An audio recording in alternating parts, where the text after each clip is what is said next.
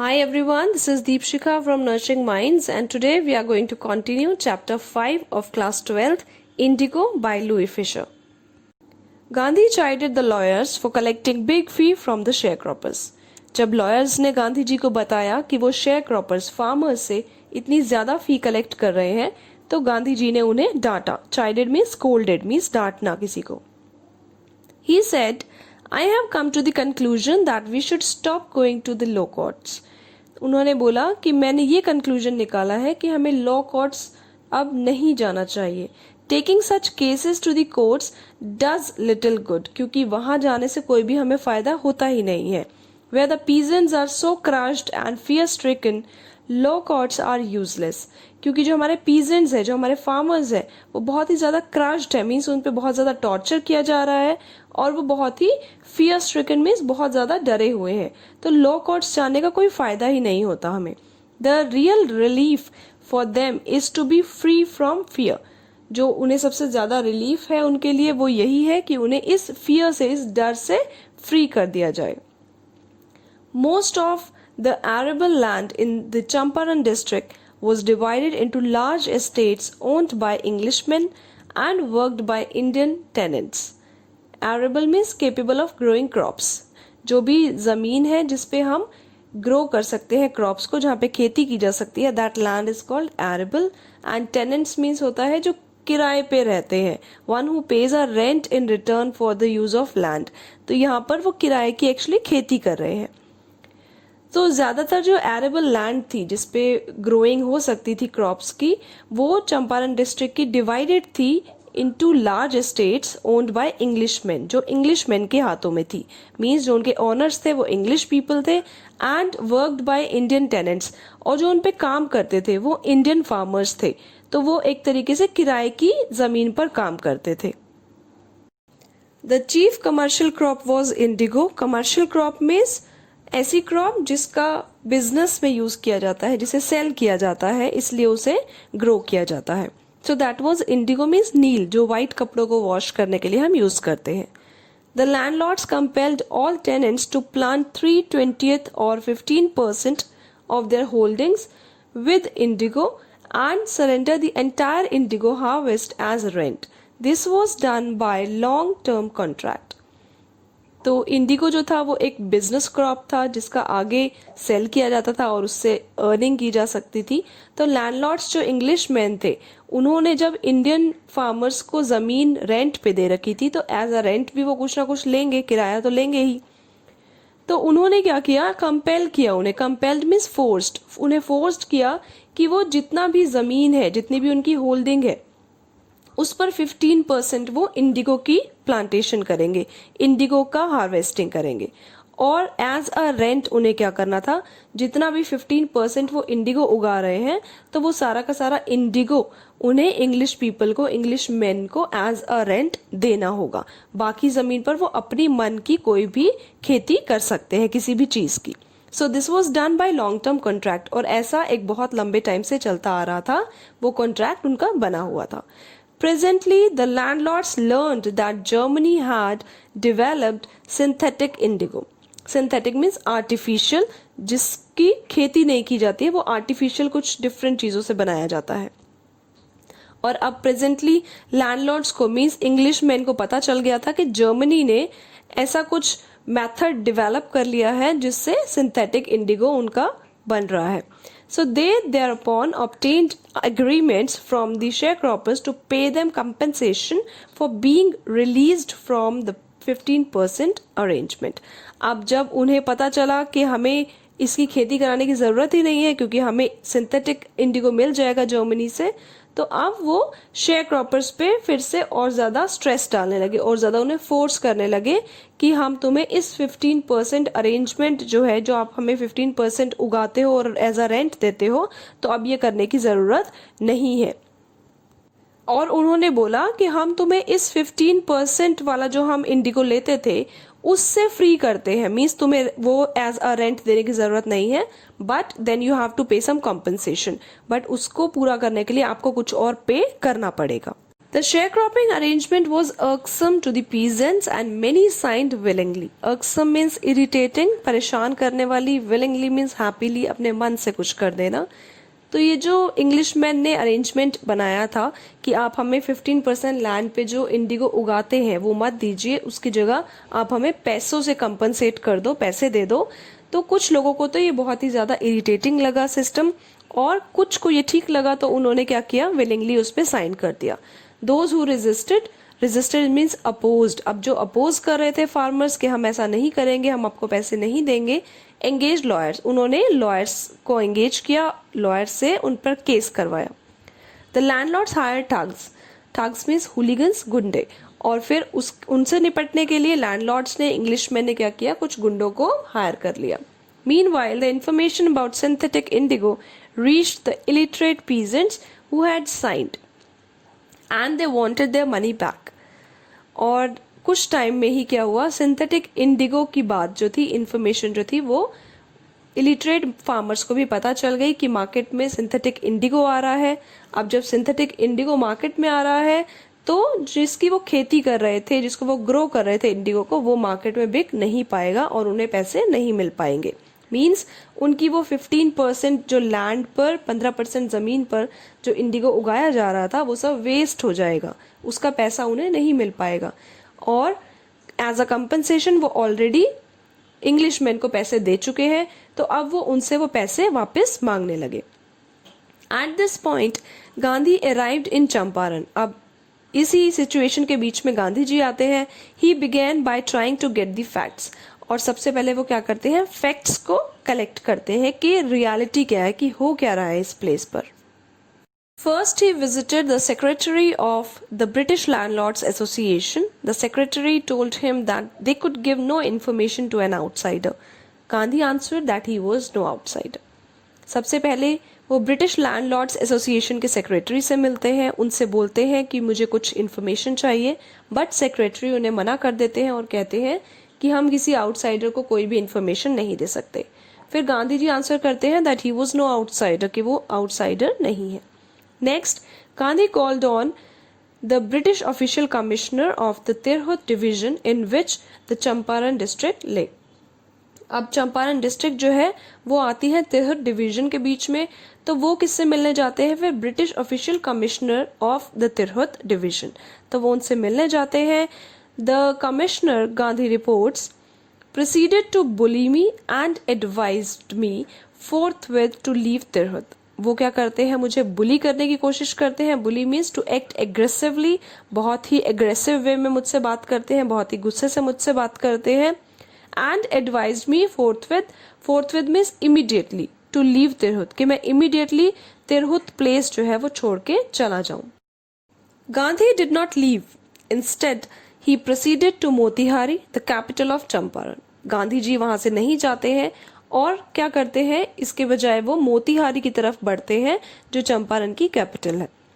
Several lawyers accompanied him, उनके साथ कुछ लॉयर्स भी चलते हैं.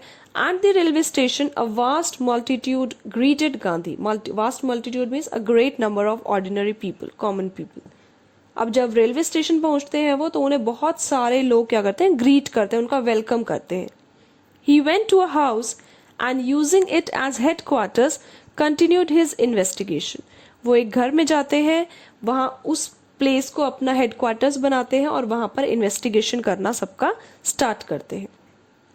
A report came in that a peasant had been maltreated in a nearby village. अब उसी हेडक्वार्टर्स में जो एक घर को उन्होंने बना रखा था, वहां पर उनके पास एक रिपोर्ट आती है कि एक पीजेंट है, एक फार्मर है, जिसको बहुत ही मालट्रीट किया गया. मालट्रीट मीन्स ट्रीटेड बैडली, जिसके साथ बहुत बुरा व्यवहार किया गया है.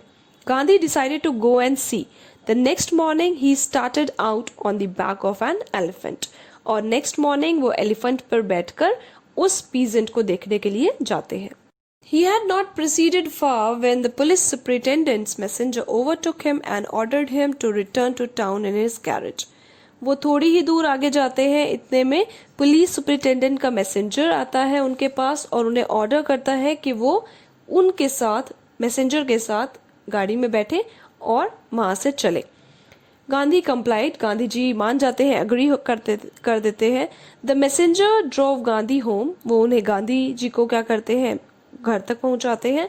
Where he served him with an official notice to quit Champaran immediately, और फिर उन्हें एक नोटिस देते हैं, ऑफिशियल नोटिस, जिसमें लिखा होता है कि उन्हें चंपारण अभी के अभी छोड़ के जाना पड़ेगा।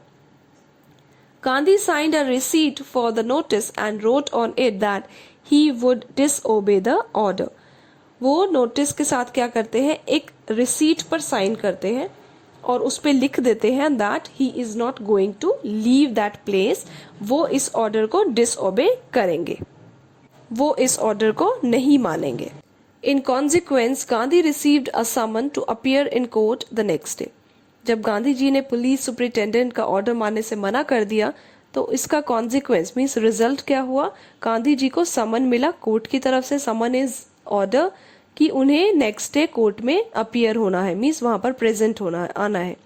All night Gandhi remained away, Gandhi ji पूरी रात जागते रहे। He telegraphed Rajendra Prasad to come from Bihar with influential friends. Influential means powerful, कुछ ऐसे लोग या तो वो हाई पोजीशन पर है या कुछ लीडर्स हैं, मीन्स उनके पास कुछ पावर है। तो गांधी जी ने उन्हें टेलीग्राफ किया कि वो बिहार से कुछ ऐसे ही पावरफुल फ्रेंड्स को लेकर आए। ही सेंट इंस्ट्रक्शंस टू दी आश्रम, उन्होंने अपने आश्रम सेवाग्राम में भी कुछ इंस्ट्रक्शंस भेजे। He wired a full report to the viceroy, wired means telegraph, फिर से टेलीग्राफ लिख के भेजा। Viceroy means one who governs a country or province as a representative of a monarch. किसी भी मोनार्की, किसी भी राजा का एक रिप्रेजेंटेटिव बनकर किसी और कंट्री या प्रोविंस को गवर्न करना, रूल करना किसी भी प्लेस को, दैट्स कॉल्ड वाइस रॉय। तो उस टाइम हम इंग्लिश पीपल की कॉलोनी बन चुके थे ब्रिटिशर्स की, तो ब्रिटिशर्स का जो रिप्रेजेंटेटिव था वो उसके पोजीशन को बोलेंगे हम वाइस रॉय।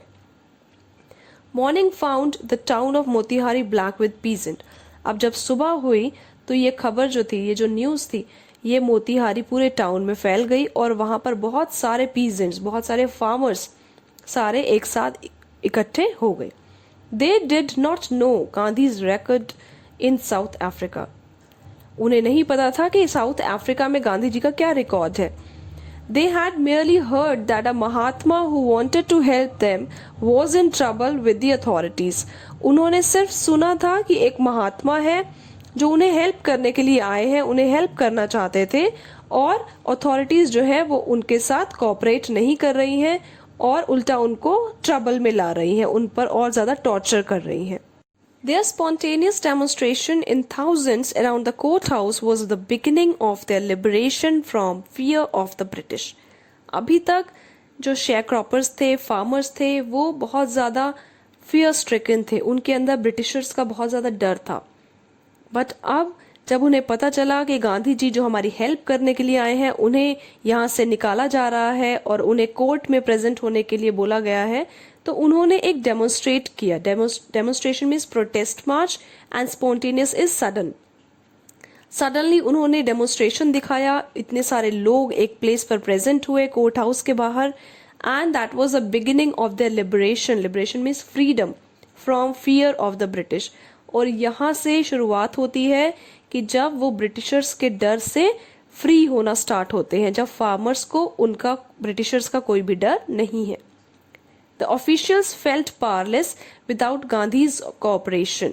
इतने सारे फार्मर्स हैं तो जो ऑफिशियल्स हैं, जो ब्रिटिश पीपल हैं, वो बहुत ही पावरलेस फील करते हैं विदाउट गांधीज कॉपरेशन। वो क्योंकि उस भीड़ को हटा नहीं सकते। He helped them regulate the crowd, और गांधी जी उन्हें हेल्प करते हैं क्राउड को रेगुलेट करने में, समझाने में। He was polite and friendly, he was giving them concrete proof. वो उन्हें एक कॉन्क्रीट मीन्स रियल, एक्चुअल, एक सॉलिड प्रूफ दे रहे थे इस time that there might means English peoples might, उनकी जो पावर है, उनका हिदटो ड्रेडेड एंड अनक्वेश्चन, अभी तक, हिदटो मीन्स अप टू नाउ, अभी तक ड्रेडेड था। They were causing fear to the people, वो लोगों पे बहुत ज्यादा टॉर्चर कर रहे थे, उन्हें बहुत डरा के रखा हुआ था। एंड अनक्वेश्चन, और उनसे कोई भी क्वेश्चन भी नहीं कर सकता था। But now they could be challenge by Indians, उनकी जो पावर है उनको अब इंडियंस जो है वो चैलेंज कर सकते थे। The government was baffled, baffled means confuse. ऐसी भीड़ देखकर, इतना ज़्यादा गांधी जी के लिए सपोर्ट देखकर गवर्नमेंट जो थी वो बहुत ज़्यादा कन्फ्यूज हो गई। The prosecutor, prosecutor means advocate, he requested the जज टू पोस्टपोन द ट्रायल, कि गांधी जी पे जो हम केस चला रहे हैं, जो उन पे ट्रायल किया जा रहा है, उसको पोस्टपोन कर दिया जाए, अदरवाइज यहाँ पर कुछ भी मिसहैपनिंग हो सकती है, because there is a lot of crowd outside. Apparently, the authorities wished to consult their superiors. Gandhi protested against the delay. जब प्रोसिक्यूटर ने जज से बोला कि गांधी जी का ट्रायल पोस्टपोन कर दिया जाए, तो उन्होंने अपने सुपीरियर्स से डिस्कस करने का विश किया, बट गांधी जी ने बोला कि आप डिले नहीं कर सकते, देर नहीं कर सकते, जो फैसला लेना है आप अभी लीजिए। He read a statement pleading guilty, उन्होंने बोला कि वो गिल्टी है, मतलब वो अपना जो कसूर है कि उन्होंने ऑर्डर नहीं माना लॉ का, कोर्ट का, तो वो उसको एक्सेप्ट करते हैं। He read a statement pleading guilty, he was involved, he told the court, in a conflict of duties, उन्होंने बोला कि वो कॉन्फ्लिक्ट ऑफ ड्यूटीज में इन्वॉल्व हो गए थे, फंस गए थे। On the one hand not to set a bad example as a law breaker, एक तरफ तो वो चाहते थे कि वो एक लॉ ब्रेक करने वाला इंसान ना बनकर बैड एग्जाम्पल ना क्रिएट करे। On the other hand to render the humanitarian and national service for which he had come, और दूसरी तरफ render means to deliver, deliver करना, देना। He wanted to render, he wanted to provide the humanitarian and national service, जिसके लिए वो आए थे, तो वो फार्मर्स की हेल्प करना चाहते थे। He disregarded the order to leave, उन्होंने यहाँ से जाने का जो ऑर्डर कोर्ट ने दिया था उसको डिसरिगार्ड किया, नेग्लेक्ट किया, इग्नोर किया। Not for want of respect for lawful authority, उन्होंने ऐसा इसलिए नहीं किया कि वो लॉफुल अथॉरिटी के लिए रिस्पेक्ट नहीं चाहते, वो चाहते हैं कि लॉफुल अथॉरिटी की रिस्पेक्ट हो, but in obedience to the higher law of our being, the voice of conscience.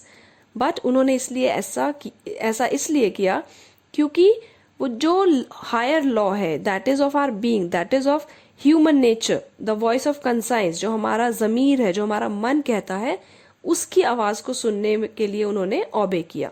He asked the penalty due, और उन्होंने अपनी पेनल्टी ड्यू जो था उसके लिए पूछा। The magistrate announced that he would pronounce sentence after a 2-hour recess and asked Gandhi to furnish bail for those 120 minutes. Magistrate ने उन्हें बोला कि मैं 2 घंटे की रिसेस के बाद आपको आपकी सजा सुनाऊंगा, और इन 2 घंटे के लिए आपको बेल पर रहना पड़ेगा। बेल पर रहने का मतलब है कि गांधी जी को कुछ अमाउंट जो थी वो एज अ सिक्योरिटी जमा करानी पड़ती, और तब उन्हें बेल मिल जाती 2 घंटे की। गांधी रिफ्यूज्ड, बट गांधी जी ने ये रिफ्यूज कर दिया, मना कर दिया। द जज रिलीज्ड हिम विदाउट बेल, और फिर जज ने उन्हें फ्री कर दिया विदाउट बेल।